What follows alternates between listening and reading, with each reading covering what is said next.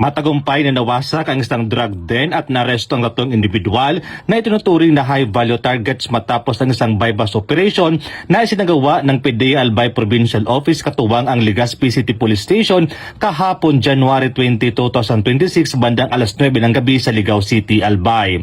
Ang operasyon ay sinagawa matapos ang matagumpay na transaksyon ng illegal na droga sa pagitan ng mga undercover operatives at mga sospek.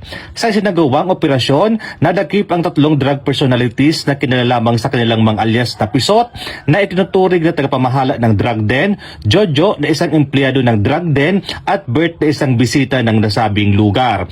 Nasamsa mula sa operasyon ang tinatayang 15 gramo ng methamphetamine hydrochloride o shabu na may kabuang standard drug value na humigit kumulang 102,000 pesos.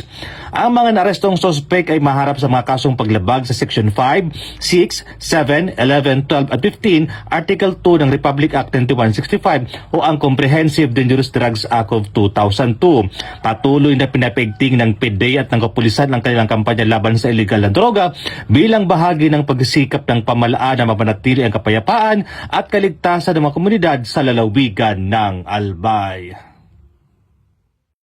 Mula dito sa Bicol Regional Police News Network Correspondent, Police Staff Sergeant Merculito Pilubin, alagad ng batas, tagataguyod ng Balitang Pulis.